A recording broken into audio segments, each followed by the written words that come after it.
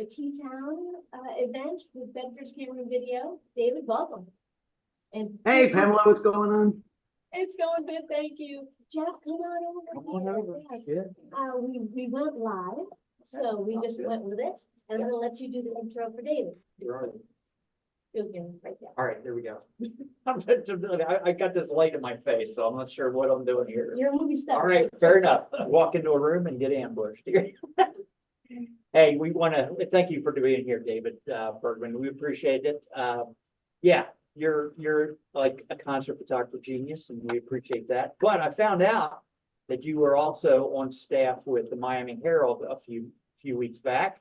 We were down in Miami with you, and that was interesting because I didn't know that about you. So I'm going to let you just take over and run with it. And we appreciate you being here. It's a pleasure and an honor that you're here. So take it away.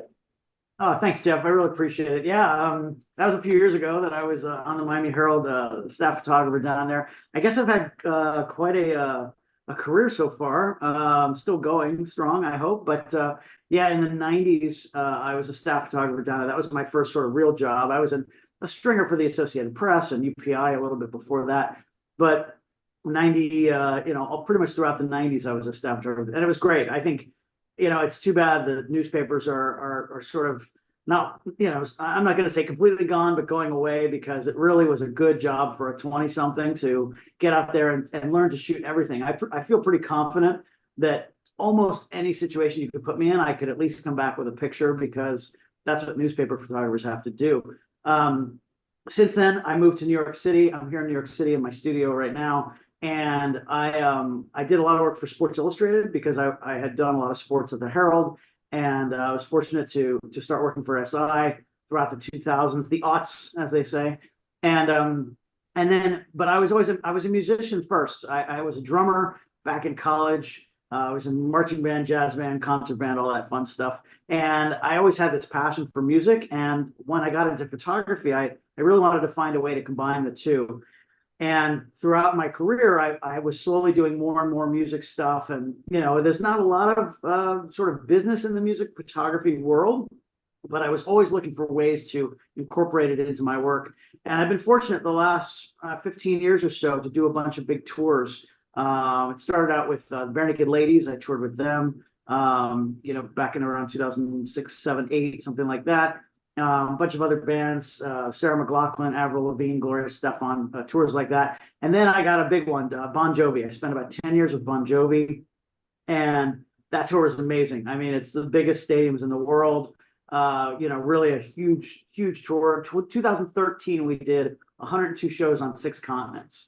And I mean, I'll never forget that year. It really was traveling around on a private jet, traveling the world. And you do kind of, that newspaper background really helped with that, because not only was I documenting the shows, but I was traveling with the band. So I was doing the behind the scenes backstage photography and sort of pushing my way in to do more and more of that. So, and then since the beginning of 2019, I've been touring with Luke Combs, country superstar.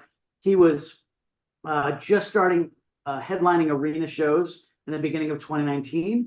And when I started with him, and now we're doing all stadiums. The tour last year and this year has been all football stadiums. Right this year, we're doing 2 nights in every stadium. So that's, combined each weekend is 120,000 people or something like that. So, and then I get home for a couple days, usually Monday, Tuesday, and then I go back out. So I'm actually flying out tomorrow. We've got a couple shows this week, and then I'll be home on Sunday and do it all over again. So the thing, I'm just kind of telling you this to sort of justify why I'm here. And when I'm talking about concert photography, this is something that I do professionally and have done for a long time, but I also have the background in sports as well. Let me show my screen here. Basically, what I've discovered, what I'm going to do today is I'm going to talk about, sort of what concert photography is, and then I'm going to talk about some technical stuff, and then I'm going to get into more of the creative, and then I'm going to finish up with some business stuff. So I'm going to try to cover the gamut. We don't have a lot of time here together, but I'm going to go through as much as I can. I'm going to try to cram you with as much information as I can. I actually was running these concert photography workshops. Luke was being awesome enough, Luke and his management, to let me run these live concert photography workshops on the tour. And this has never happened anywhere else in the world, as far as I know, especially at this level.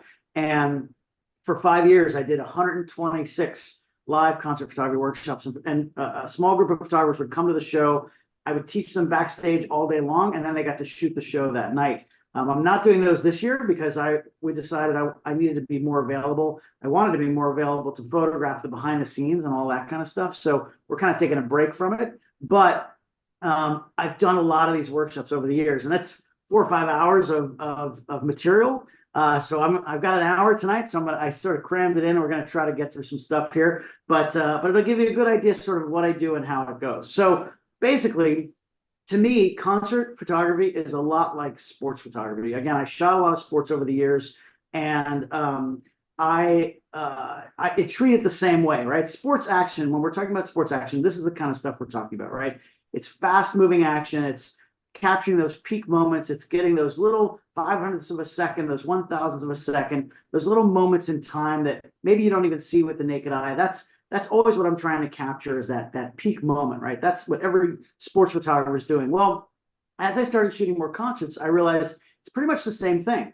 It's very, very similar in a lot of ways, right? Concert photography has a lot of that peak action, a lot of those peak moments. It's fast changing light conditions. Again, with a tour like Bon Jovi, I spent a lot of time with them, and when I came in, I started shooting really him more like an athlete, right? I think every musician wants to be an athlete, and every athlete wants to be a musician, right? Whether they admit it or not. So when I came in I wasn't just a concert photographer. I came in as an action photographer, and I applied my style of photography to that work. Here's a big tip for you. Whatever your genre is, whatever you're good at, if you go to another type of photography, you still bring your style. You want to be known for your style. You don't just want to be, oh, I can shoot concerts, right?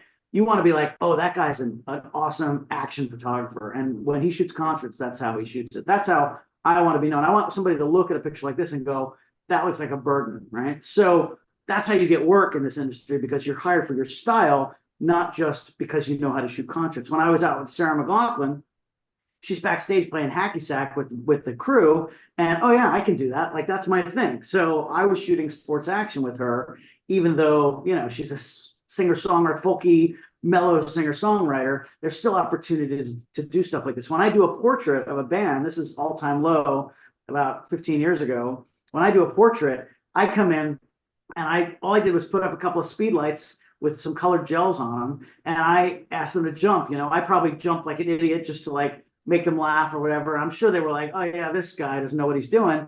And then I shot one frame of it, and then it came up on the screen, and they said, oh, okay, you know, this guy knows what he's doing. So instead of just having them stand there and look cool, I had them jump, right? And so that way I can use my style of photography. Even, I don't consider myself much of a fashion photographer, but if I've got a beautiful girl on the beach in a bikini, I'm going to have her running, jumping, you know, flying through the air, diving for a volleyball, that kind of stuff. That's what I'm going to do. Even if it's just your family. This is my daughter. This was a few years ago, but this kid's in college now, by the way. But I was able to, you know, put up a couple of speed lights, and we were at a friend's house. They had a trampoline, and this is still one of my favorite photos of her. So again, you bring your style, whatever that is. Mine is, I'm an action photographer, but whatever your style is, you can bring that to other genres. So what I'm going to do is very, very quickly talk about some of the technical stuff of shooting concerts, right? Concerts, it's a lot of fast changing action. It's a lot of fast moving action, I should say. The light is changing very quickly. So how do you deal with that, right? So first we have to talk about exposure. Right, exposure is the foundation of everything. Of course, all we're talking about with exposure is how bright or how dark your image is. That's it. That's all that exposure means. And I'm not going to go through the whole exposure triangle. You guys know what that is. But those three settings, right?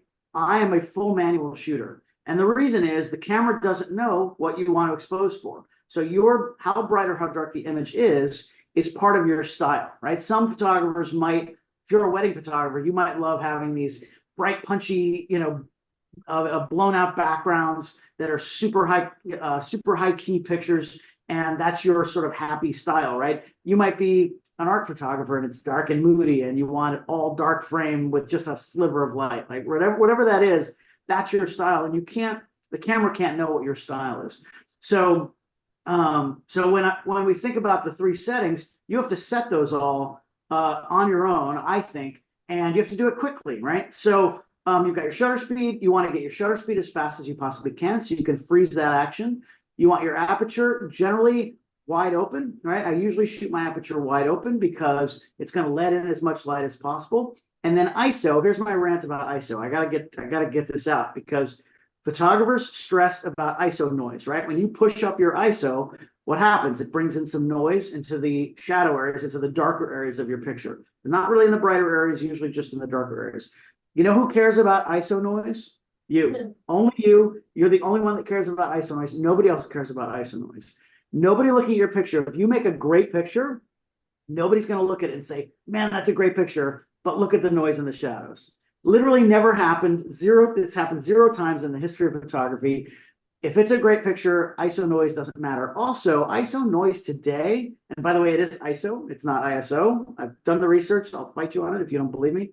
But for some reason, it's a controversial topic, but it is ISO. I used to say ISO, now it's ISO. But if you I forgot where I was on that. Your ISO today, ISO noise today doesn't look that bad anymore. It almost looks like film grain, right? It can be somewhat even pleasing. 20 years ago, it looked like garbage. You had to clone out green spots and it was bad. Today, it doesn't look bad at all. You can crank it way up. And we also have these great tools now. If you want to reduce your ISO noise, you can. We've got AI noise reduction now that takes a picture from 5 years ago that was way too high of an ISO and cleans it up incredibly well. So what I like to do when I get a new camera is I test it out and I test it at high ISOs and I come up with what I call my highest usable ISO, right? The camera manufacturers give you a number that the camera goes up to 8 million ISO, whatever it is. You're not usually going to shoot there. That's probably too high. But each camera has a certain point where, in my opinion, that's as high as I like to go. And that number is going to be different for everybody. It depends on your tolerance for noise, what you're shooting for. You know, if you're doing giant fine art prints that are going to be hanging on a wall at 10 feet wide, you might want to keep your ISO lower. If it's going to be 3 inches wide on Instagram, crank that ISO. Don't worry about it. Nobody's going to see it. Nobody's going to care. I don't stress about ISO at all. But again, I'd still come up with a number that I like to think is my highest usable ISO, and I try not to go above that, right? So once I have that in my head, then I can start to think about exposure settings specifically for concerts. And the way I do that, because the light is changing very quickly, the key to this is eliminating variables, right? There are a lot of things happening, and if you're every second you spend looking at your camera, thinking about your camera settings, changing your settings, as soon as you do that, what happens? You look up and you go, oh man, I missed something, right? There's so much action happening in front of you. It's like Murphy's Law. The second you look away, you look up and you go, oh man, really? It happens every time. I don't know why that is. It defies the law of averages. It happens every single time. So the best pictures, they happen just like that, and you don't know when they're coming, and you have to anticipate them. So the key for me with exposure is all about eliminating variables. So what I want to do is I want to set as many settings as I can and not think about them again. So for concerts in particular, what I do is I'm going to pick 2 of the 3 variables, and I'm going to set them, right? The whole key with me is to set it and forget it. It's like the old Ron Popeil method of photography exposure, right? Those of you that are old enough will remember Ron Popeil, but set it and forget it. So let me give you an example of what I'm talking about. With concerts, I would say, first of all, you know your ISO is going to be high, right? You're going to be at a high ISO. So I'm going to set my ISO at the beginning of the night on all my cameras. I'm going to set it at my highest usable ISO. So right now I'm using Canon R3s, R5s. Those are the cameras I'm using for my 2 handhelds are R3s. Those cameras, I could go to 25,000 with that easily. I don't quite need to go that high. So I usually go about 6,400. 6,400 to me looks amazing. You can't see any noise on an R3 at 6,400, and that's plenty high. So I'm going to set my R3s at 6,400. I'm going to set it. I'm going to forget it. I'm literally not going to touch it all night long. I don't change my ISO. Now, you might be thinking, Is there a moment in the show where it gets really bright and you could lower your ISO? Yeah, probably. But what's the benefit of that? There's none. There's no benefit. You cannot, if you could go down 2 stops, let's say to 1600, do you think that makes any difference in the quality of the image, especially if it's on Instagram at 3 inches? No. Nobody can see a difference between 6400 and 1600, I promise you. But what's the downside? The downside is as soon as you go, oh, it's really bright, I can lower my ISO. Okay, now you change your ISO. Okay, now you have to change the other settings, right? It's give and take. So now you go, oh, wait, now I have to adjust my shutter speed and my aperture. And oh, man, I just missed the picture. As soon as you start messing with that, you're going to miss stuff. So in my opinion, it's much better to just set it and forget it. Leave that ISO at whatever you think is, a good number for you. I like it to be really high because I want to get a fast shutter speed too. So my ISO, set it, forget it. Now the second setting in this case, I think, is aperture. Aperture, I'm gonna, again, open it as wide as possible. Whatever lens I have, I've got a 2-point lens or an f4 lens, even if it's a kit lens that's a 5.6 or a 7.1, I'm still gonna open it as much as possible. I wanna let as much light in that lens as possible. So I'm gonna open that up and I'm gonna set it and I'm gonna forget it. Is there a moment in the show where it gets really bright and I could close down that aperture? Yes, but why?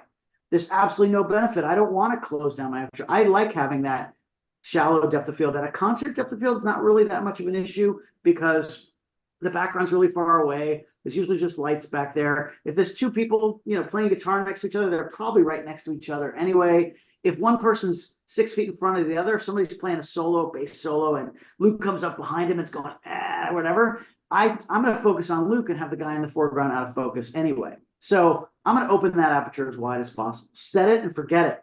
I'm not going to think about it again. So what does that leave? All that's left now is shutter speed. So all I do all night long is what I call ride my shutter speed. I've got my shutter speed on my 4-finger button right next to my shutter button.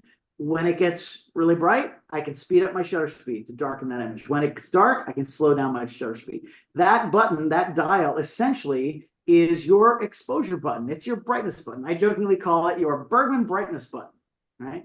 Whatever that setting is that's left controls your exposure, and that's it, right? You don't have to think about all 3 settings. You can do this really quickly. This is the way you don't miss pictures. The best action photos happen just like that. And if you're messing with 3 settings, you're never going to get those pictures. You're going to miss them every single time. So by eliminating variables, now, if you're not shooting concerts, if you're shooting something else, there's still, in my opinion, always 2 settings that you can set. It might not be ISO and aperture. If you're shooting like a panning shot or something where you have to have a specific shutter speed to make that photo, like a slow shutter speed, then you might set that one and forget about it. And then you might choose to have your aperture wide open. And then if the brightness changes, you can change your ISO, right? Whatever it is for whatever you're shooting, I believe there's always one setting you can leave. If you have to change your exposure very quickly, you can eliminate 2 variables and do it. So that's how I deal with exposure at a concert. It works. I've been doing it for a long time, and it's absolutely, I think, the best way to go. Now, we need to talk about focus. Focus settings for action are a little bit different than if you're doing a portrait, right? The main thing is I can't go through every setting, and every camera is different, but the most important one is you've got to be on servo or continuous. So Canon calls it AI servo or servo. Most of the other manufacturers call it continuous. Did I spell that right? It looks weird, but anyway. I'm always going to go on servo. What one shot does is one shot finds focus, and then when it locks in on the focus, it stops focusing.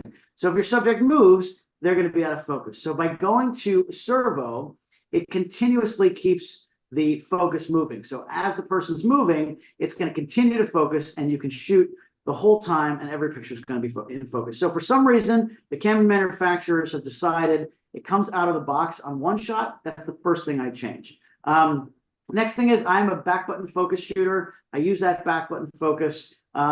If you don't know what back button focus is, basically what it is it's changing your focus mode to activate focus, taking it off the shutter button and putting it on the back button only. If you're the kind of person that is already using back button focus, I always ask at my live workshops, if you already shoot back button focus, can you imagine shooting any other way? And everybody says no. Once you convert it over to back button focus, you really can't go back. it is, I think, for action, the best way to go. What it allows you to do is it's much easier to focus and recompose, right? Because you don't, that half button press is a nightmare. Trying to keep that thing half pressed, and don't push too far, you'll take a picture and don't let go, or you'll have to start over again, right? You can just keep that back button pressed down, and then if you want to lock focus, you just let go of that back button. So I'm not going to get too deep into it, but it is absolutely the way I shoot. I've always shot that way. I think it's the way to go. Then as far as focus points, if you go to too wide of an area, like a big, a big zone like this, you're going to have a problem because you're not going to be able to put the focus point. The focus point's not going to go where you want it to go. Anything in the foreground is going to get focused on. Whereas I tend to shoot like this. I'll put that focus point right about there, and then I can put it right where I want and focus that way.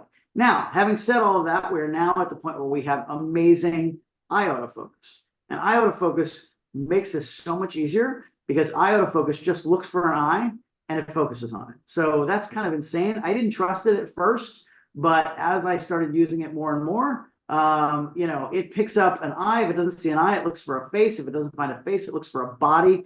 It's kind of insane. We're at the point now, these cameras have tracking for people and for animals and all kinds of different things. And it's kind of crazy. The bottom line of all of this focus discussion is you have to customize your buttons. You have to customize your camera for however it is that you shoot. And everybody's different and it depends on what you're shooting. But for me, for action, for example, what I do is the eye autofocus. In the early days of eye autofocus of like 4 or 5 years ago, I wasn't using it because to switch from eye autofocus to regular autofocus it took a second. You had to go into a menu and move over to the eye autofocus and then start shooting. And that takes too long. So I wasn't using it. Once I realized I could program a button to be one button to be the regular single point autofocus and one button to be one of the back buttons to be eye autofocus. There's the AF on and there's the star button next to it. One's eye autofocus and one is not. That's changed my life. Totally changed my life. Now I can shoot with eye autofocus, and when there's something that there's not a person in the frame, or I just don't want it to focus on a particular eye, I can just go to regular autofocus very quickly. I just have to move my thumb over a half an inch and I'm done. So things like that will absolutely has helped me in my photography because it speeds things up. And again, you don't want to miss those pictures, right? They happen just like that. So let's talk about gear for a minute. Basically, when I shoot a concert, I'm always hand holding 2 cameras. I always use 2 cameras. It's true to what they say, 2 lenses are better than 1. The reason is I have a long lens and I have a wide lens, right? I use zooms only because it gives me more versatility because with a concert, you really can't move around as much as you can if you were shooting a controlled situation like a portrait. So what I'm using is I have 2 Canon R3 bodies. That's sort of the fast action sports camera. So I have 2 of those I wear on my shoulders. I use a hold fast gear leather strap and they hang on my side. And I can pick either one up really quickly. Even little things like I'm a creature of habit. So I always have the long lens on my right side and the wide angle on my left side. So that when something's happening, I know which one I can pick up really quickly. It just becomes muscle memory. So little things like that. So what I'm using, the general feeling for concert photography is usually a 24-70 2.8 zoom and a 70-200 2.8 zoom. That will cover you in 90% of the situations because the 2.8 is nice and wide. You know you're going to be able to get a lot of light in there if you're in a darker situation. And you've got 24 all the way to 200 millimeters. For me at a concert, at a stadium, we're shooting these giant stadiums now. So, excuse me, I want longer lenses than that. 200 really isn't long enough at a stadium. So now I'm using the 24-105, which is an f4 lens, and I'm fine with that because I've got plenty of ISO to give. I can go to 6400, I can go to 12,800. So f4, absolutely, especially at a concert like ours where we've got plenty of good high quality light. 24-105, and then I'm using the 100-500 on the other side. That is a variable aperture lens. That's a 4.5 to 7.1, but that's okay. I can shoot at 7.1. And actually, there's a little setting on the Canon cameras. I should have had a screenshot on here that I only found recently. And you can email me or I can talk about it later if you remind me. But there's a little known setting where you can actually have the camera as you zoom and it changes the aperture, it will adjust your ISO automatically to keep the same exposure value. It's kind of like, so I used to just say, just a variable aperture lens, just lock it at 7.1 and don't change it. And that way it's always 7.1 the whole time. But there is this setting that has kind of changed that. But anyway, whatever it is, it gives me that zoom range. Now I've got 24 all the way to 500 millimeters. I actually just bought the 200 to 800. Canon has a 200 to 800, and at the long end, it's an f9, which is only 2/3 of a stop more than 7.1. So I may start playing around with that. 800 millimeters, why not? I can zoom in and get the drummer's eyes, you know? So, and if I have to crank my ISO a little bit, I'm going to do it. So that's me just trying to play with different lenses, and I'm shooting the same concert over and over, the same artist over and over. So I'll do things like that. But my general kit, 24 to 105 and 100 to 500. Now I bring third and fourth cameras sometimes, and I use as remotes. I will set up a remote camera on the stage. Very often I'm using the R5 for that because it's high megapixels. So with a remote, it's kind of a crapshoot. You don't really know exactly where the action's going to be. So I shoot a big wide shot, and then I can crop it later in post, and I can trigger that camera remotely wherever I am. So if there's something happening on the stage, if the lead singer turns around and points at the drummer or whatever, I can trigger that camera and make some pictures up there. So I usually travel with that as well, at least a third body, the R5, and I'll put either the 15 to 35 on there, or maybe a 24-70, just depending on where I'm at. And again, I'll try different things every night. So, but the two lenses I always have, because I always like to do a big wide shot. All right, this is Bon Jovi in Brazil. You know, I think it's important to always do a wide shot because you want to show, give a sense of the environment at the concert. If you have the access, obviously, if you're only shooting 3 songs from the pit, you don't have this. But if you have the access to do this, I always do a big wide shot.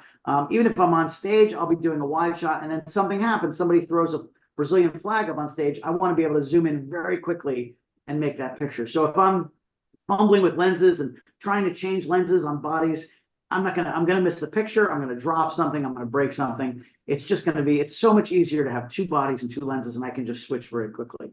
A couple other little things. I always shoot bursts. Obviously with sports action, you want to shoot bursts. You want to just blast through it, and then you can pick the one frame that's the best shot. That's how you make pictures like this. You don't know exactly what's going to happen, but if you start shooting before it happens and you burst through it, you can pick the best picture. But even at a concert, sometimes there are moments that you can just burst through, right? You sometimes don't know what's going to happen. You can just blast through that whole sequence and then pick the frame that you want. Shooting high-speed bursts give you so many more options. I don't care, even if it's just somebody singing into a microphone. If it's just somebody standing there singing, I will still shoot little micro bursts, little about 3 frames, 4 frames, because if you only shoot 1 frame, what's the picture going to look like? Right? It always happens. If you're going to have a person's eye is going to be half closed, spit's going to be coming out of their mouth, whatever it is. If you just burst, then you can get it, right?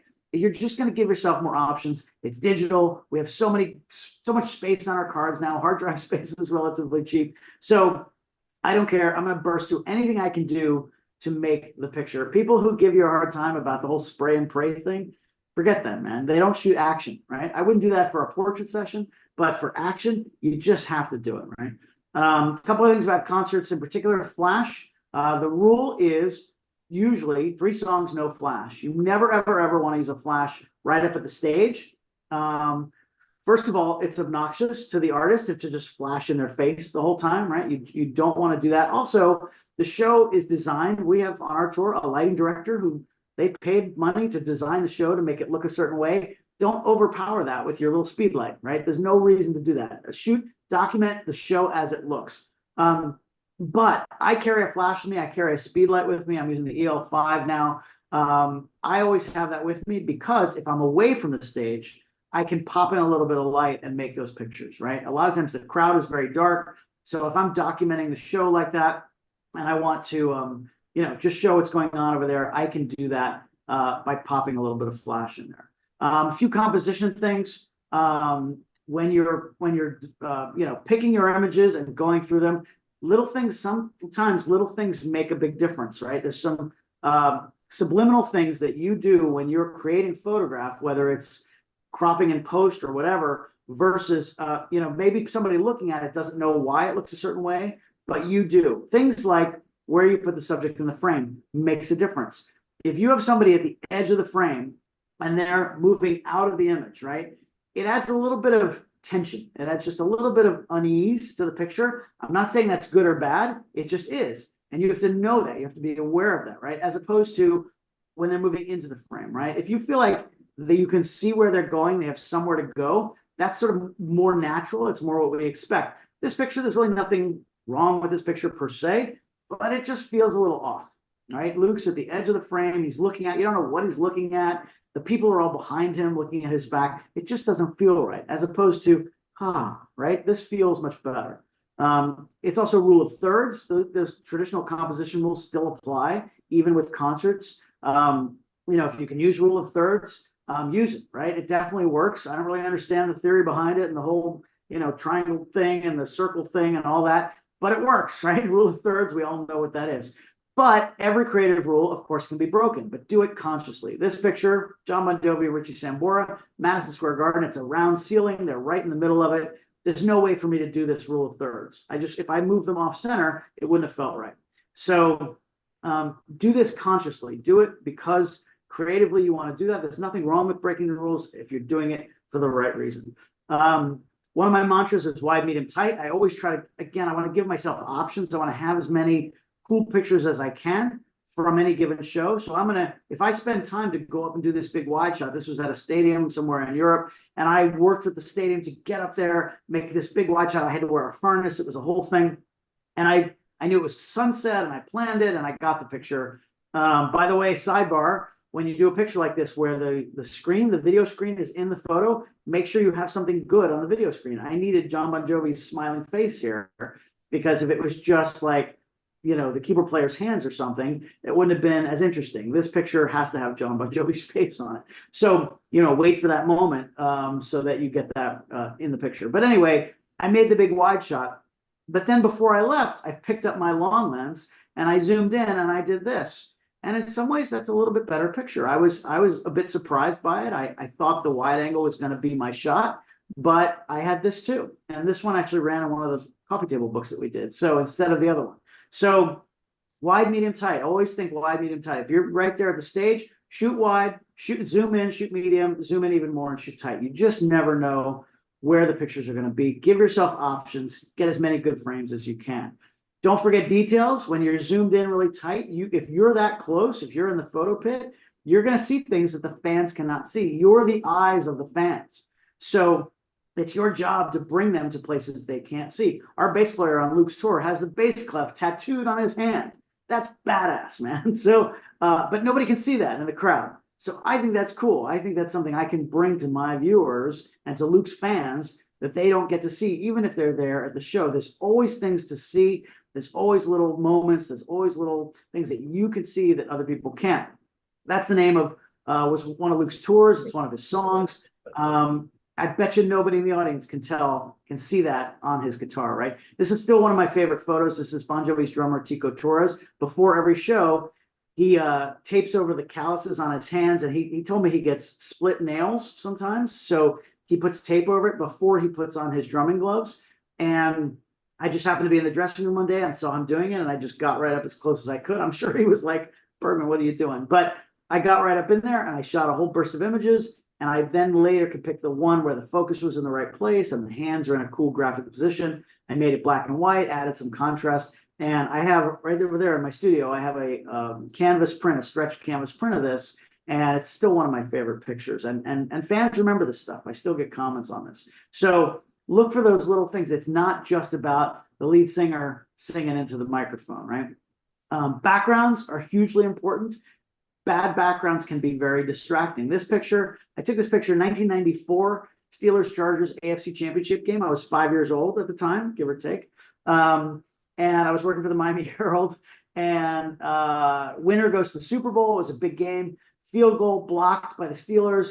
And I got it, right? I got the picture. I was super happy. I was a very young photographer at the time, not 5, but give or take. And I was super happy. This picture ran in the newspaper. I used it in my portfolio for a few years. I look back at it now, and I don't really like it that much. much. It's not a great picture. And the reason is it doesn't read right away. You don't see the action right away. You saw it after it was on screen for a few seconds, you found the action. But the reason is that background is distracting. All those people back there, all those photographers back there, I have to find out who that photographer is kneeling down in the purple jacket. Because if I have this fantasy that right now she's doing a workshop and talking about the other angle of the shot with me in it. But anyway, that background's distracting. So fast forward 13 years or so, I'm working for Sports Illustrated. I've been around the block a few times. I'm in a similar position for a big field goal, and I can see the background's distracting. Now I know what I'm doing a little bit better. So I ran all the way down to the other end zone, and I made this picture. And it's a blocked field goal, but it's a much better photograph, right? Because I've got it all lined up. I've got the goalpost centered, right where he's going to kick it. I'm also thinking about, I'm trying to anticipate what's going to happen. So the first thing is, if it's blocked, I want to get that picture. So I'm pre-focused on the defensive lineman there. So if they get up and make the block like they are here, I'm going to have that. Immediately after that happens, if he makes it, I'm going to focus on the kicker. I'm trying to figure out which way he's going to run. He might run towards that way, or he might run towards me. That's the stuff I'm thinking about. I'm not thinking about my exposure or anything like that, or my focus modes. I'm thinking about what's going to happen and making the picture. But if you watch your background, something like this is not really much of a picture, but if you look at that light in the background, it's going right into his head, and it's a bit distracting. Whereas all you have to do is move 3 inches to your right, and all of a sudden it becomes that. And now you're framing him instead of having those lights go through him. So if you just pay attention, if you can keep your backgrounds clean, it goes a long way towards improving your photographs. And then one of my big pet peeves for concert photography, and please, if you shoot concerts, please, I'm begging you, do not do this. When you pick your pictures, do not pick a picture where the singer is eating the microphone. What am I talking about? When you photograph somebody straight on and the microphone's right up against their face, it looks like that. That is not a picture. It's not flattering on anybody. It's just not a good picture of anybody. All you got to do is just wait a little bit till they move. Wait till they move the microphone away. Try to get them at a different angle. This is not a good picture. I only, even worked on this picture to show it as an example of what not to do. Straight on like this, it's just not good. Now, if you're in a situation like this where you like the symmetry and you want to get to the side a little bit, it's going to throw off the symmetry. So what do? Well, here's a secret. People need to breathe, right? So when a singer's singing, between every line of a song, usually he has to move away from the microphone to take a breath. So if you just wait for it, eventually he or she is going to do that. So you'll be able to get this picture. You just have to be a little patient. Wait for those moments where the microphone is not blocking their face. When it's blocking their face, you can't see their expression. It's just not a good look. So please, please, please. I've seen so many professional photographs framed and hung up on walls that have the mic right in front of somebody's face. So please don't do that. That's just my own pet peeve, but it bugs the heck out of me. At the end of the day, what I try to do with my photography is I want to separate myself from the pack. And this is what I try to teach over and over in all my workshops. This is how you make a living in this business, right? You can't just be a little bit better photographer. A 5% better photographer is not going to get you work. You've really got to be doing something that's different and that's your style, and trying to go above and beyond to give your clients more than they expect, right? A couple years ago, Luke's first stadium show, I did, instead of just, it was a big deal, right? That it was his first stadium show. Instead of just shooting, I wanted to show the load in and how much work it was. A normal arena show for us takes our crew about 6 hours to set up. The stadium shows take 6 days because we walk into a stadium, it's empty, they have to cover the field, they have to build all the steel structures, then they put the stage and the lighting and the audio and all of that, and then they put the instruments on and the band plays. So it takes a long time. So I actually decided, instead of just shooting a bunch of pictures of it, I did a time lapse, and I did this with still images. Actually, I don't know if we've got audio through here, but we'll find out in a second. But even if there's no audio, you'll be able to see. I'm going to show you this time lapse I did. It's only 40 seconds long, but this was just something they didn't pay me extra for this. They didn't ask me to do this. This is something that I just did to try to go above and beyond. So let's see if.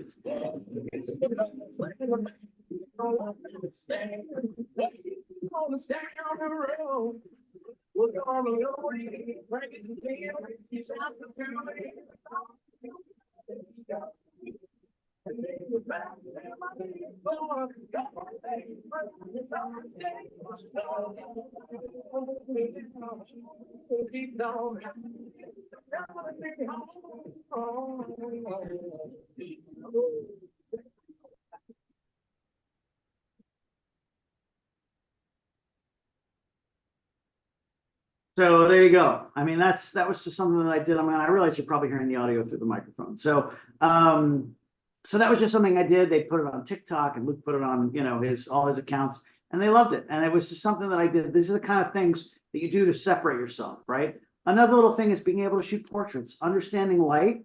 I don't think I'm the best portrait photographer in the world, but I can do it, right? I know how to light people. I'm good at working with people.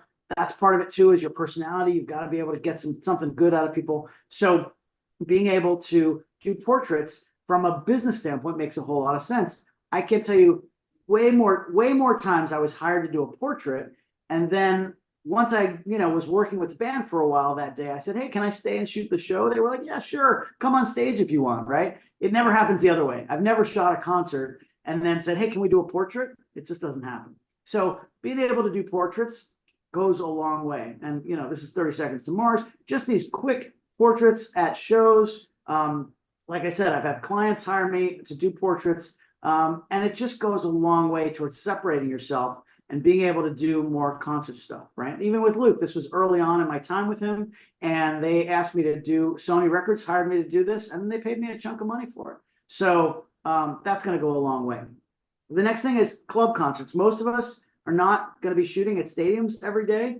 So a lot of times you're photographing a band that's playing at a small club, and how's the light for that? It's probably really bad. If you're lucky, there's one red spotlight and that's it, right? So what I've done, and hear me out, I've done this for a very long time. What I do sometimes is okay, wait, let me set this up. There's two ways you can do this, right? The way that most people will do it, if you have bad light, is you use a fast lens, right? Use an 85-1.2 or 135-1.8 or something like that. And you use, with a fast wide aperture, and you just shoot the best images you can in that red light, and then you make it black and white. That's really all you can do. But I would argue there's another way to do it. And I'm going to say use flash. Now, before you jump on me, if you call the club and say, hey, I'm going to shoot the band tonight, can I use flash? They'll say no, because that's just a rule. They're always going to say don't use flash. And I already told you before, you never want to use a flash at a big concert in the pit. However, if it's a club show at a bar, it's your friend's band, right? And you want to make some great pictures for them, what you can do is talk to the band during the day, earlier, and say, hey, can I just come out with you during the day when you're loading in? I want to check the place out. Sure, no problem. Now we're at the point now where we have these little speed lights, and they're wireless, and you can use multiple speed lights, and you can control them wirelessly, and you can even put gels on them to make different colors.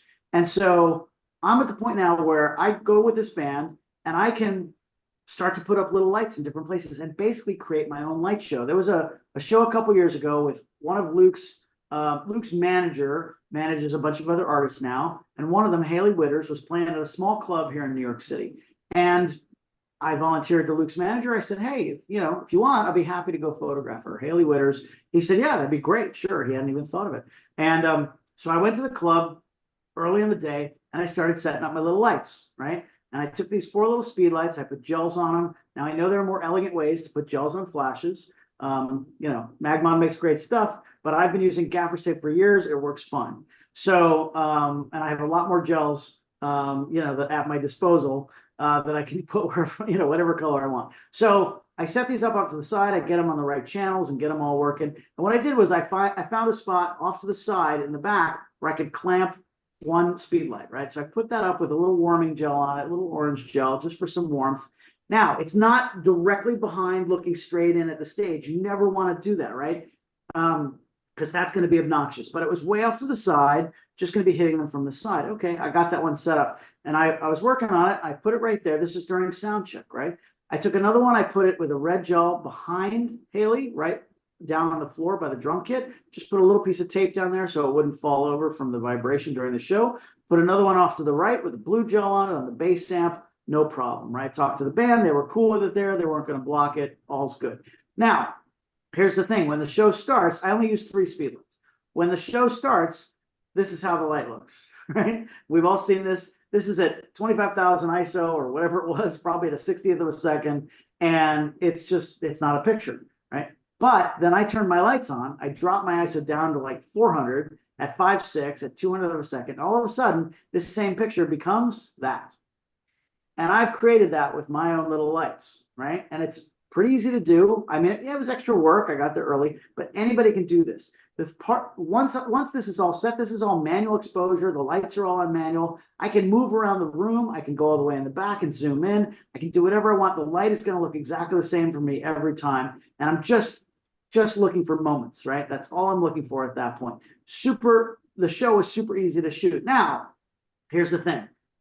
You've got to read the room on this, okay? I'm not suggesting you always put up a whole bunch of flashes. If it's the James Taylor acoustic hour and you just call out my name, right? You don't want to do that. You don't want to be that person. Read the room. If it's a super mellow show, you don't want flashes going off. If it's a metal show, a loud rock show, a loud country show, put those flashes up. Work with the band. After sound check, I went up to Haley and I said, hey, did those flashes bother you? She said, what flashes? I said, never mind. Right?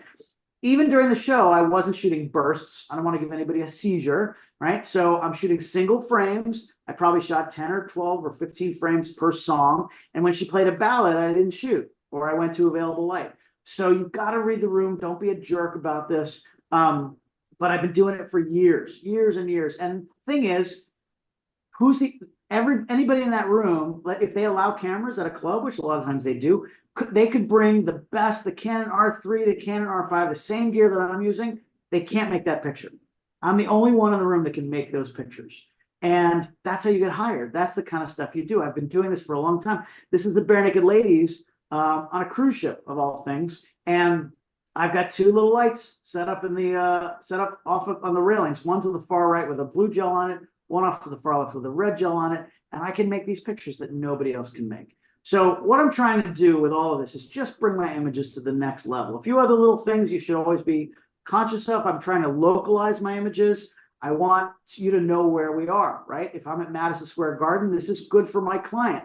They want pictures where they can see they're at Madison Square Garden. This is the famous roof at Madison Square Garden. We're in Seattle. We've got a beautiful skyline. I'm going to show that. Anything unique about that venue is going to be a different photo than just a picture of the artist singing on stage. I'm always thinking and anticipating what's going to happen. This is Nancy Wilson from Heart. I saw her do this kick out of the corner of my eye the first time, and I missed it. I didn't expect it. I didn't know it was coming.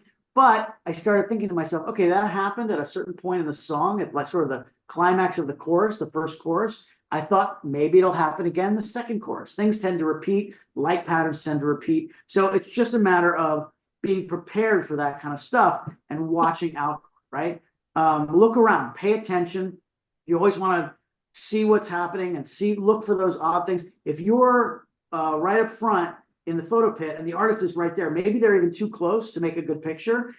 If they're right there, what do you think's happening behind you, right? If you turn around, you're going to be able to see what's happening there. And those fans are probably going crazy. You just never know what you might see in the crowd if you just pay attention, right? So look for all that stuff. Photograph all the band members. They're all great musicians in their own right. They're part of the story. You don't want to leave them out. First thing I do usually when an artist comes through is I'm going to shoot the lead singer first, make sure I get some good stuff, and then I'm going to go around the horn and make sure I get everybody. Don't forget the drummer. Drummers are really hard to get. They're usually way at the back of the stage. They're not always lit very well. Sometimes they're blocked by a lot of drum hardware, but you make sure you get good pictures of all of them. I'm trying to tell a story every night, right? And that sometimes takes a few images to be able to do that. You know, if I can tell it in one picture, I will. But these next 10 pictures are all from one show. And I think together, they're all different. They're all unique in their own way. Nothing is really repeated.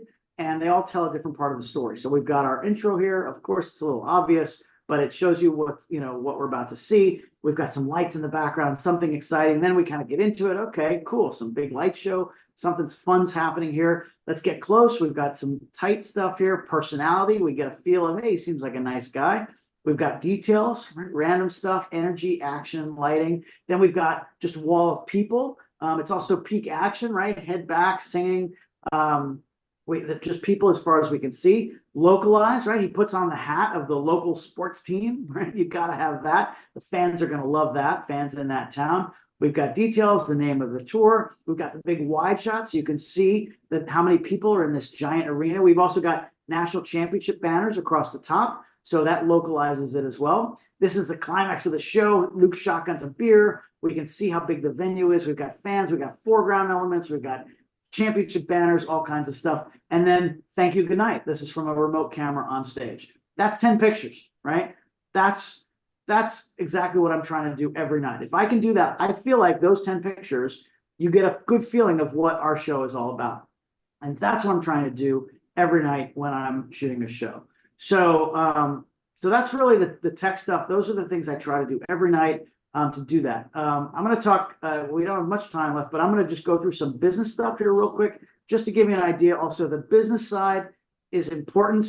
I know it's not as exciting as the shooting stuff, but this is how you make money, right? You've got to understand, running a photo business is no different really than any other service business. You've got to work with clients, things like talking about money, right? For some reason, creative people don't like talking about money. I don't know why. You got to get over it, right? I didn't like to talk about money early in my career, and then I realized, oh, I want to make money, so I have to talk about it. So don't be afraid to talk to clients about it. Remember, you are the seller and they're the buyer, right? So tell me any other industry. A lot of times in this industry, the buyer, the person who wants to license your images, will tell you how much they pay for photography. Tell me any other industry in the world besides these creative fields like we're in, where the buyer sets the price. Try this. Go call a plumber and say, hey, my toilet stopped up. I need you to come fix my toilet, and I pay $50 for plumbing. If you even hear them laughing before they hang up the phone, it's ridiculous. It doesn't happen in any other industry. So you just have to get over it. You got to fake it till you make it. You've got to learn about contracts. You've got to know how to read a profit and loss. You've got to understand what your cost of doing business is. There's all kinds of information about this online. You can Google. I've talked about a lot of it. There's a lot of my videos. You just have to get over it and not be afraid. You actually will get more respect from your clients if you just say, hey, this is how I work. This is what it costs. This is what you get for that cost, and bump, bump, bump, bump, bump. And they go, oh, and they can take it or leave it. You know what? Some people just can't afford you, and that's okay. That's quite all right. They'll find somebody else, all good. But if you want to find those good clients, you've got to be really clear about what it is you do, what the value is, and what it costs. And that's it. It doesn't mean I won't negotiate with people, but I'm not going to drop my price in half just because they ask, right? Other things like persistence is huge. It's a tough industry, no question. But if you keep at it, there's a fine line between being persistent and being obnoxious. I'm sure I've pushed that line more than once in my career, but being persistent is huge. Many times where I've been going after a gig, and just over time, maybe not all at every day. You don't want to bug somebody every day, but check in with people over time. If you've pitched them on something and they passed or whatever, they just keep track of it, and 6 months later check in with them again. Hey, you just never know, right? If you do that 100 times, eventually you'll get through to people. Follow-up also is huge. Don't be afraid to follow up. I've seen this on both sides. I've done this in my own career where I follow up and I get gig. I remember when I was in high school, right? When I was a teenager and I wanted a job at a movie theater, right? The local movie theater in Miami. And I remember going there and they said, oh yeah, fill out this form, right? And so I filled it out. And I saw the person working in the box office. I saw her put it on top of a pile that must have been this high of applications. And I was like, oh, they're never going to call me, right? And I gave it about a week, and then I went back and I said, hey, I turned in this application last week and just wondering if I can get an interview. And she said, oh, what's your name? Bergman? Okay. And she flipped through that same pile that was still there. Bergman, here you go. You can go up for your interview, right? And I got the job. And most people in that pile are never going to go back.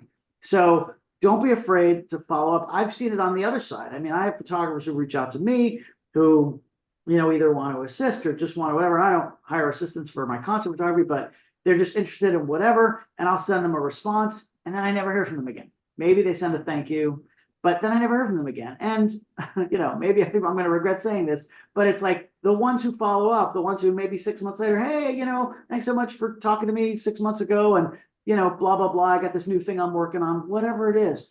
you just got to follow up, and not just with me, but with everybody, right? I'm always trying to just go above and beyond. I give thank you prints to people. If a publicist goes out of their way to get me a credential, or even just doing their job of getting me a photo credential or whatever, if they're just nice in any way, even if they're not nice, sometimes I will make a nice, I have a Canon Pro 1000 printer back there. I will make a nice 11x14 matte print. I'll sign it, date it, put it in a nice envelope, and just send it with a handwritten thank you saying, thank you so much for your help at that concert. Here's a picture from that show. I thought you'd appreciate it. Don't ask for anything.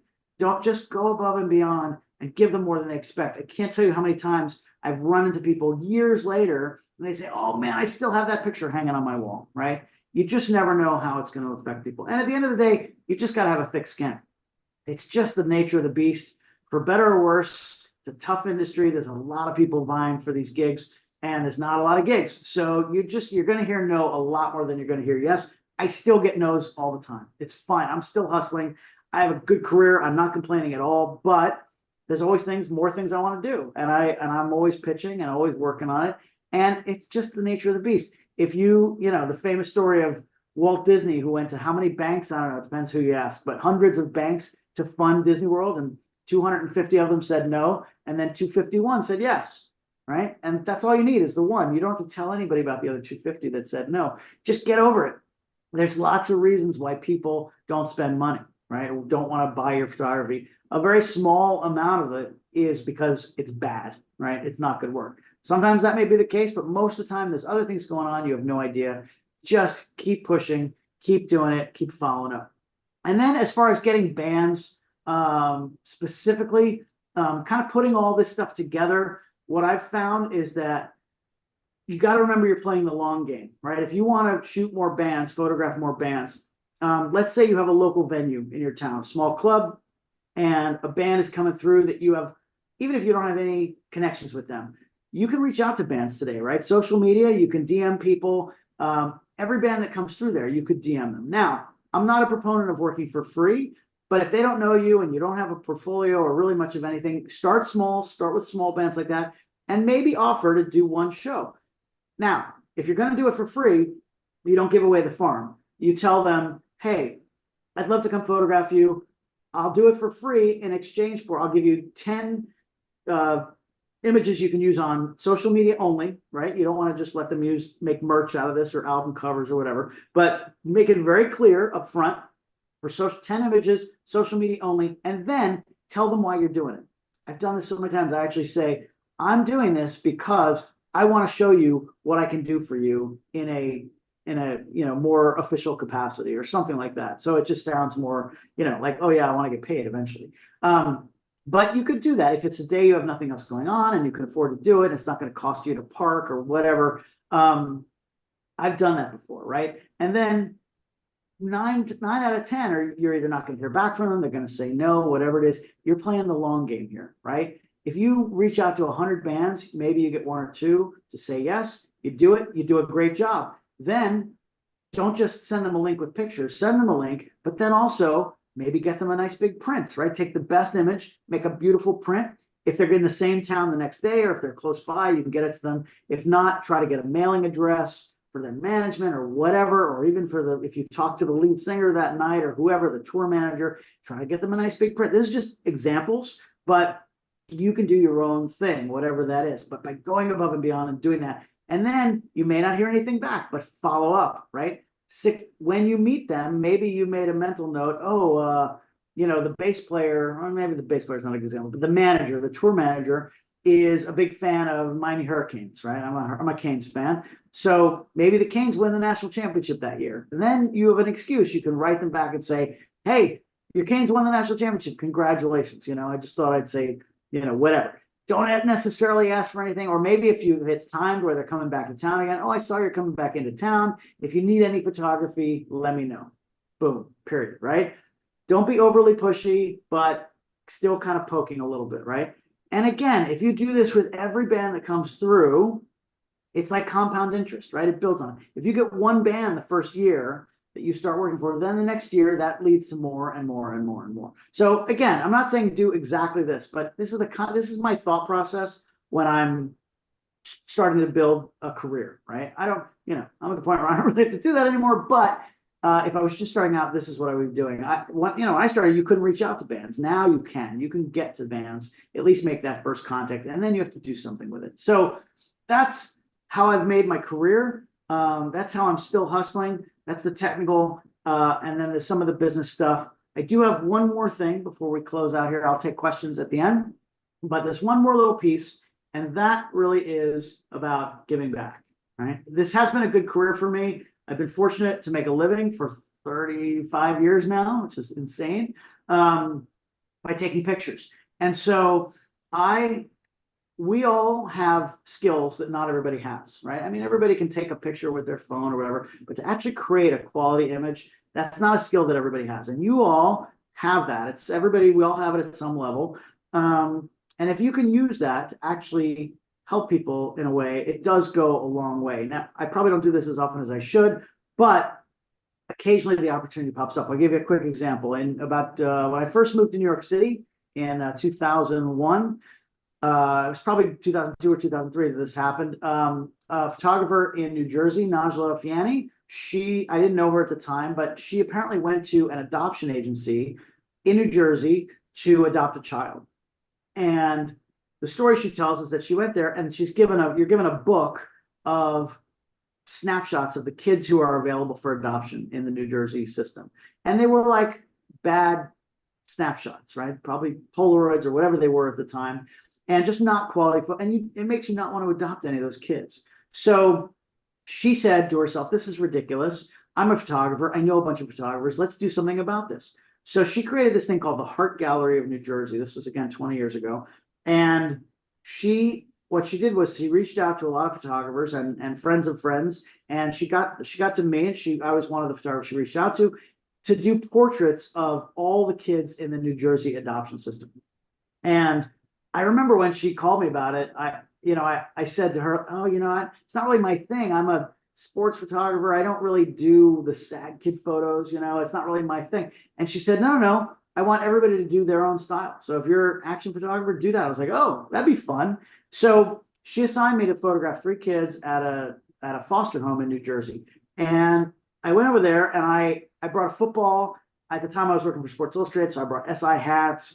And I figured, we'll throw the ball around. I'll get some good action pictures of them running outside or whatever, and it'll be a blast. Now, I get there, it was pouring rain, so we couldn't do that. That was off the table. But I brought lights with me. This was pre-speed light days, so I had a big case of studio strobes I brought with me, and we're inside in one of the rooms, and the kids, they were so cute. They were all dressed up, because they didn't know. Somebody probably told them, oh, you're just going to be photographed. They were in their Sunday best.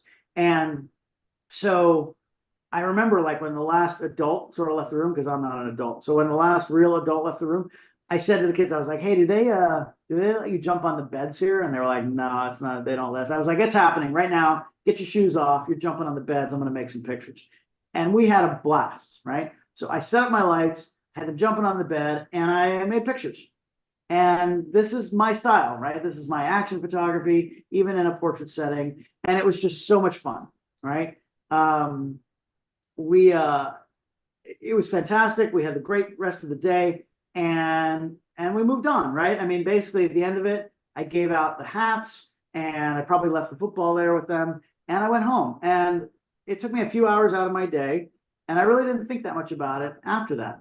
But Najla, to her credit, did a great job getting publicity for this thing. There was a huge gala event in New Jersey at the Liberty Science Center. It got published in USA Today. They interviewed me on Nightline. It was kind of crazy. Selfishly, I just moved to New York within the last couple of years. It was good PR for me. But that was it. It got publicity. We moved on. They raised a whole bunch of money for the adoption system. Great. Well, maybe 3-4 years later, I don't know how many, 2-3 years later, I got an email from a woman I didn't know. And she said, hey, that kid, Joshua, that you photographed for the Heart Gallery? Can I get a print of that photo? And I was like, yeah, sure, but why? And she said, well, I've adopted him. He's coming home next week for the first time, and I want to have that picture hanging over his bed at home.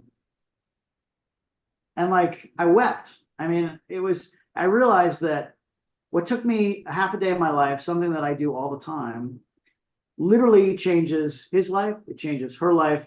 I don't know what that kid has gone on to do. I've actually tried to find him again, and Najla unfortunately has lost contact with everybody and can't get any information. But maybe that kid's going to cure cancer one day, right? I mean, you just never know. So you all have skills at some level, and I'm all for making money in this business and working hard and charging people what they should be charged. But every once in a while, if you have the opportunity to give back, I say do it, because still photography, it's not going away.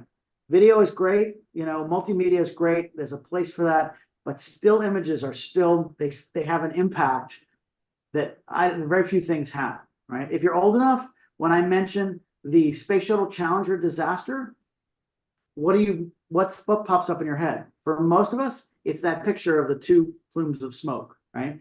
Still images get embedded in our brain and they have an impact, and they sometimes change the world. So go out there and make pictures, help people when you can. And there you have it. That's my show. I appreciate it. Thank you. Thank you. I can't hear the roar of applause, but I'll assume that it's happening. So there we go. It was roaring, absolutely. Thank you, David. And I'm hearing you, Pamela, but you're a little far away. So if you can get closer to a mic or something, that would be great. Okay. Yeah, we've got a microphone on here. Let me make sure it's on the camera. I hear you. You're just like a mile away from the Mile microphone. away. Okay. Well, is that better? Slightly. It's not coming through that mic. It's not. Okay. It might be Probably coming through the. Okay, great. camera Well, or computer. This is the portion where any questions, if you want to shout your question out, and I can repeat it for David to hear. Yes, Chris. So piggybacking off of, you mentioned, Come on up here and Sure. speak right into the. There we go. so piggybacking off of what you mentioned before on the business side of reaching out to bands, how would you, I guess, make that transition from the band side to working with the labels? From the band side to working with the labels? Yes. It's all the same. I mean, you never know where the gig's going to come from. So I would do it all concurrently. Like, I wouldn't focus just on one or the other. Anybody you meet in the industry. I mean, Bon Jovi, I wasn't going after Bon Jovi necessarily. I just was reaching out to everybody I possibly could. And I had people who were like, oh, my lawyer's friend's brother's cousin's roommate is Bon Jovi's hairdresser, whatever, whatever it is, you can get to somebody, you get it to them. And I mean, I would get promos, I would get pictures, I would get pitches, whatever I could to whoever I could. And whether that's a label person or a publicist or somebody in the band, actually the people in the band are usually the worst ones. They usually have they're not going to hire a photographer directly unless it's a really small band and they just don't have anybody else. But they usually leave that to the business people, the labels, the publicists, those kinds of people. So I would do it all concurrently. I wouldn't put any more priority on one or the other. So if you have any contacts you can get with labels, publicists are great because they do actually hire photographers. Labels do occasionally. I've always liked working directly with bands because I love the camaraderie of being with one particular band, but way more people make a living shooting a lot of bands. But even the venues will hire photographers. But then, for me personally, I like being with the band because I get the access and I'm backstage and I get to travel with them and all that. But hey, if you're looking for work, I've done plenty of work for all of the above. So I wouldn't prioritize one over the other. I would just do the same exact thing with all of them. Thank you. Hey, David, could you stop sharing your screen for us so we get we get a bigger picture of you here? Sure. That would be great. Yeah. That. Let's Next one is. yeah, let's do that. Oh, that's better. Yeah, there we go. There you There's are. my Nick. Hey, we can see you. You were a thumbnail before. Oh, was that really? Was the whole presentation a thumbnail? I hope not. No, the presentation was fine. It just had a little Good. thumbnail of you off to the side, so we couldn't Gotcha. couldn't really see you. Gotcha. Here I am. Any other questions? Okay. I have a question for you, David. What Yes. about copyrights or permission from artists? Say you're shooting a band, you're taking pictures. Do you have to ask permission and get written permission? Sure, yeah. I mean, that's a loaded question because there's a million answers, right? It depends. That's the answer. I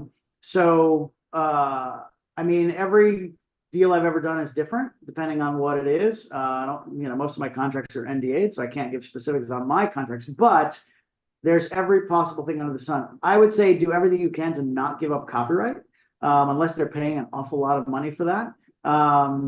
And most of the time that's not going to happen. So your copyright is incredibly valuable for two reasons. First of all, financially, it can be valuable in the long term. You never know, that band you shoot today at a club might be the next Taylor Swift or One Direction or whatever, right? And you'll have those early pictures of them.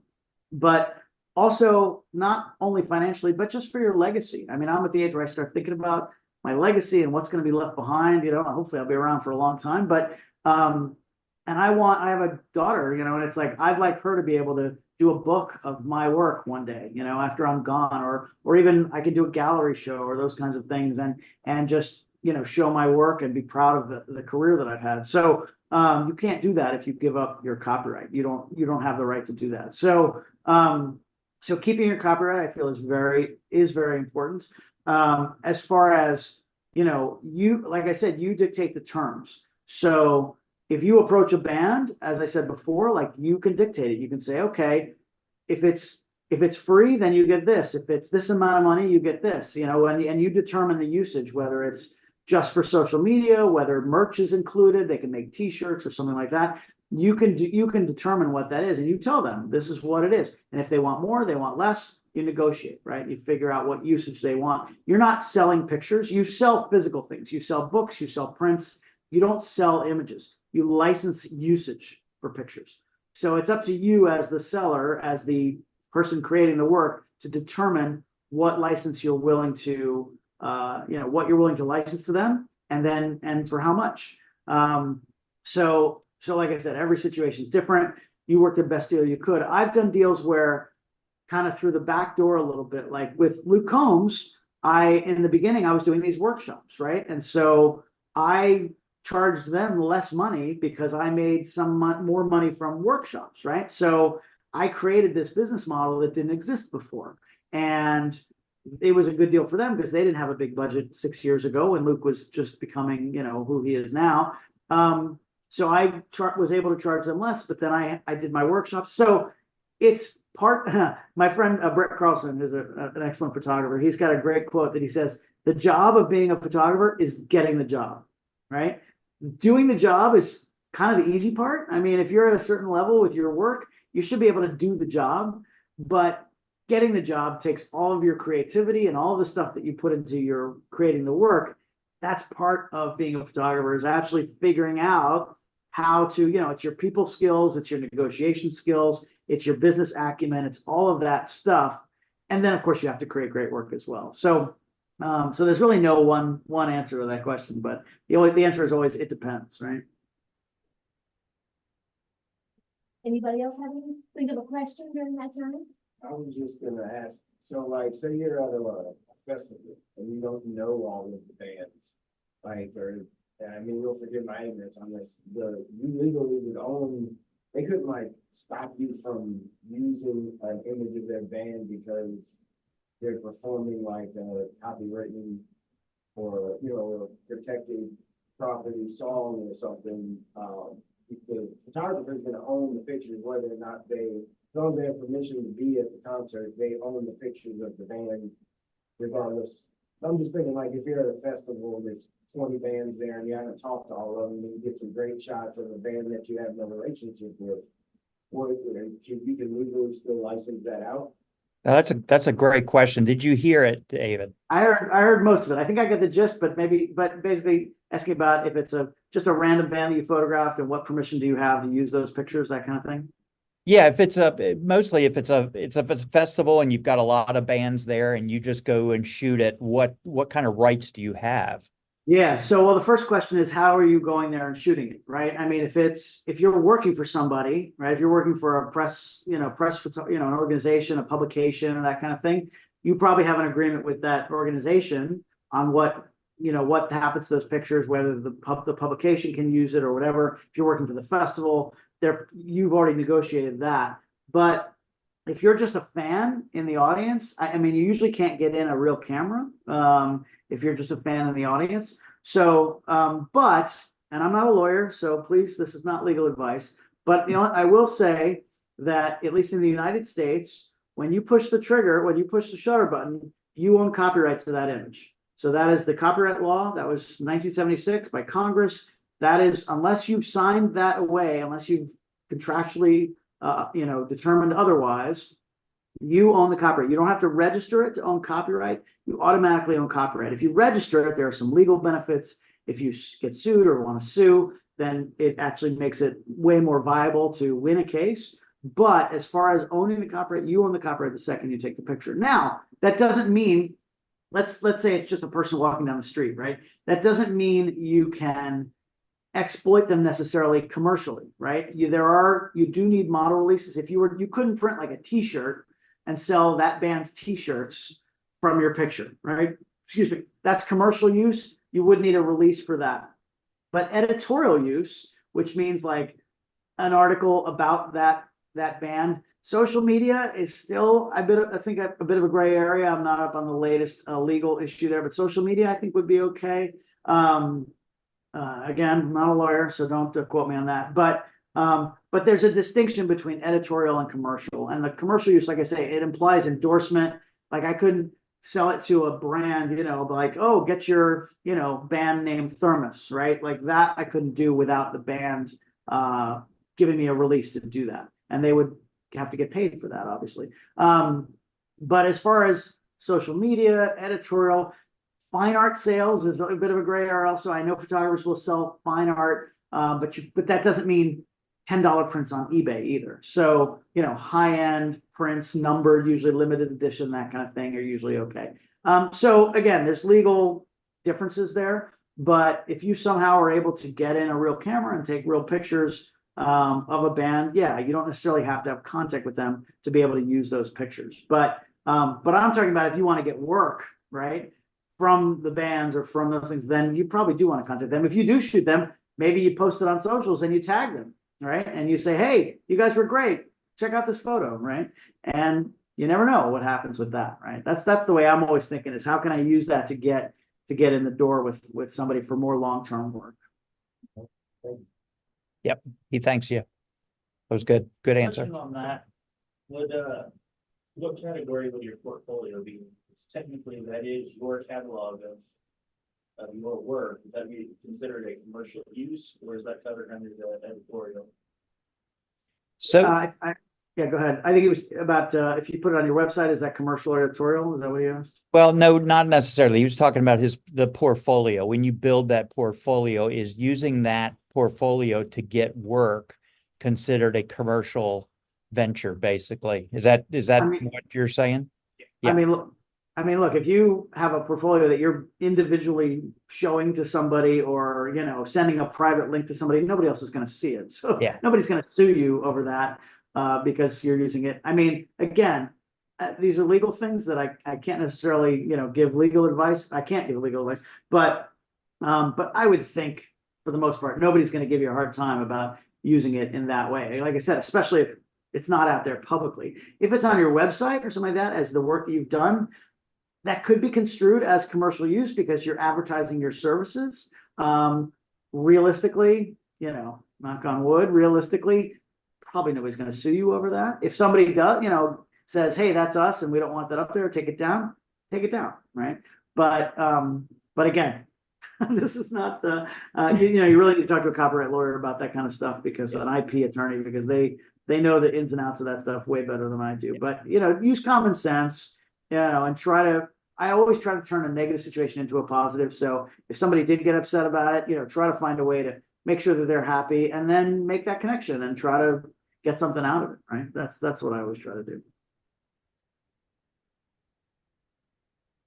What's been a favorite, like, personal moment that you've caught a photograph of Luke and his family that's just one of your favorites? Oh gosh, there's been so many great moments throughout my career. I was just talking to somebody recently about, there was a fun, I don't think I can pull it up on the spot, but there was a fun moment a couple years ago with Luke, where we had done a gig in Las Vegas. It was the iHeart Music Festival, iHeart Radio Music Festival. And it was a short set because it was one of those festivals where a lot of artists are playing. So I think it was 5 or 6 songs. And then we were done, and the buses weren't leaving, the tour buses weren't leaving until, late that night. So a bunch of us, including Luke, walked over to a casino across the street, and we went into the high roller room, and we gathered up, everybody chipped in some money, including Luke, and we put a big chunk of money all in a stack of chips on black. We just picked black or red, and we put it all on one spin of roulette, and we won. And it was so fun because we were there for a while before it happened, because we were in the high roller room, and there's all these like business people, obviously very wealthy people in there, and we all walk in, and Luke's wearing a camouflage hoodie, and it's a bunch of guys on a country music tour, and we had some time before, because everybody had to kind of gather money. People were going to the ATM and that kind of thing to get cash, and so there was a bar in that room. So we had a couple of adult beverages, and normally you wouldn't be allowed to take pictures in a casino, of course. And I know that. I know, I've spent a lot of time in casinos, so but I brought my camera anyway, because I thought if there's any chance, I've got to have a camera. And during that time that we were there and having drinks and waiting for everybody to get their stuff together, I started schmoozing with just talking with the pit boss and the dealers and everybody was very nice. They knew why we were there. They knew who Luke was. And over the course of like 45 minutes or so, I had convinced them to let me shoot in there. Of course, I said, you won't see anybody else. It'll just be our people in the photograph. And by the time it happened, I was literally standing behind the table, like next to the person who spins the wheel, right? Which again, you'd never be allowed to do that in real life.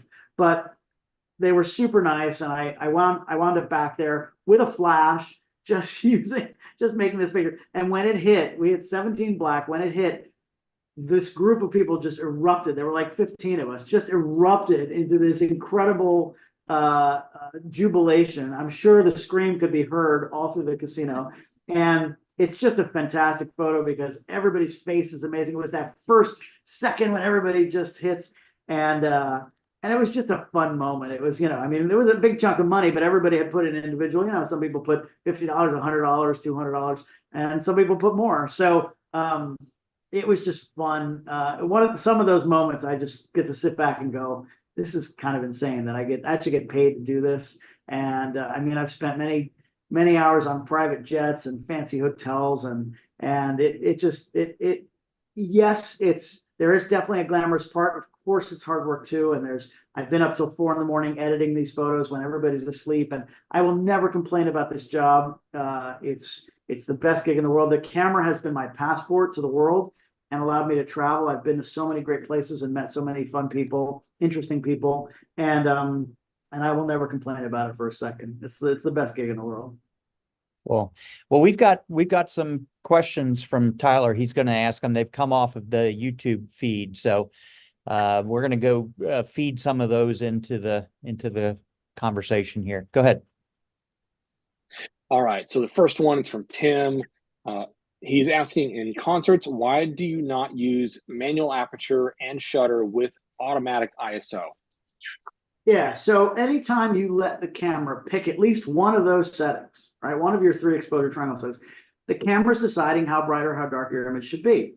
And it's going to get it, quote, right most of the time. But again, as I said earlier, part of your style is how bright or how dark the image is. For me, I always want to expose for a face, right? I want the face to be not too bright, not too dark.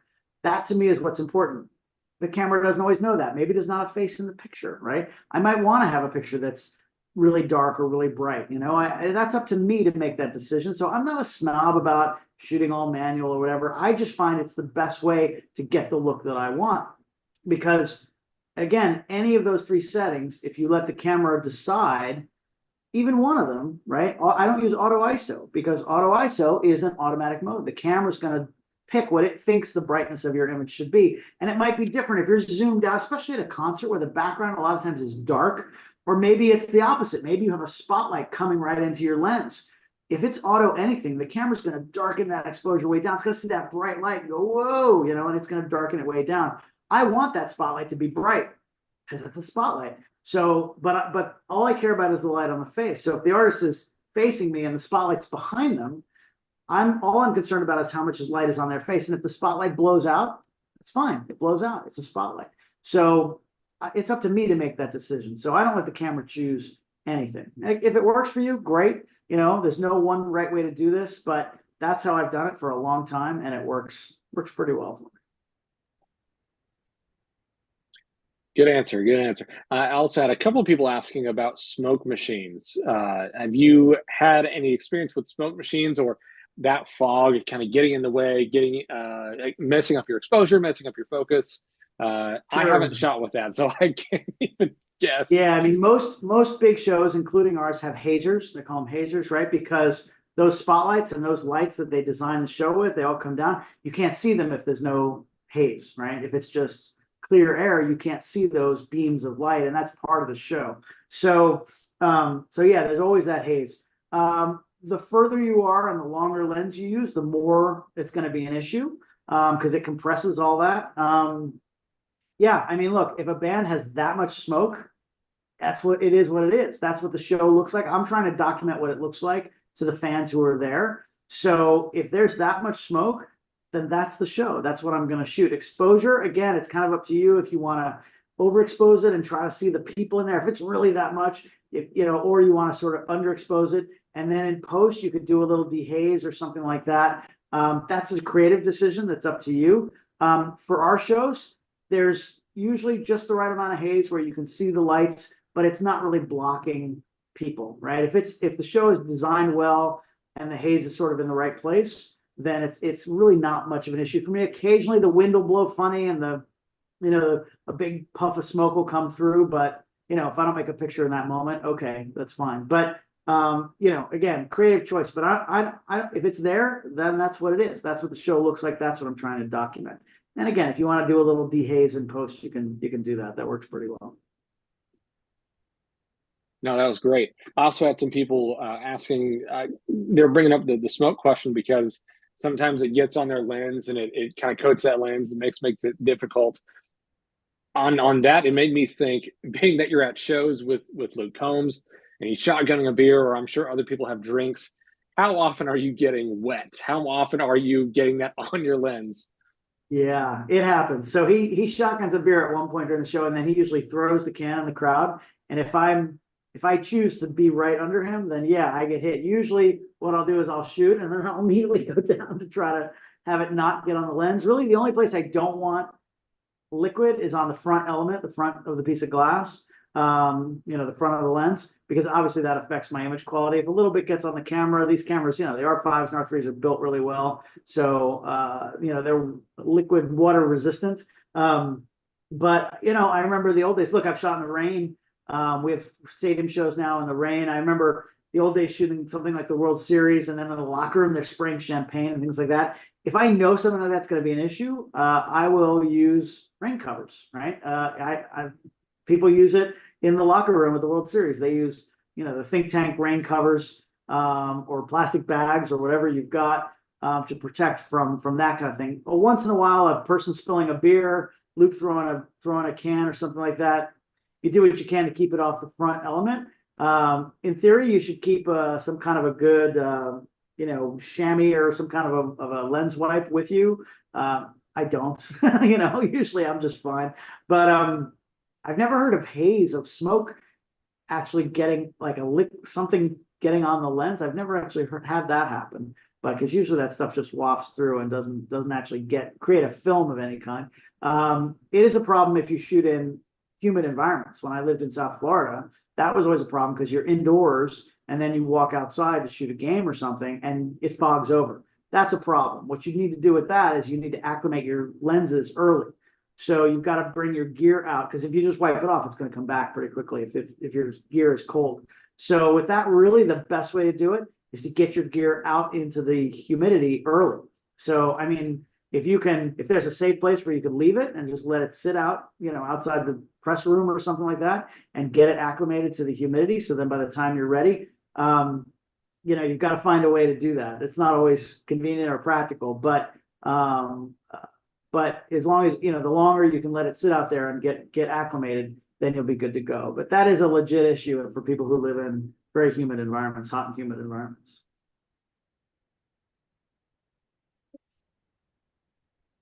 Cool. Any other questions there, Tyler? I think that just about covered it. Cool. David, I don't know, can you get the audio now? I think I finally got it fixed. Can you hear Pam? It's still not coming through that mic for whatever reason. No kidding. How about that? I'm still hearing you, but you're a little closer to wherever the mic is. So Yes. yeah, just get up close to the camera. I bet it's coming through there.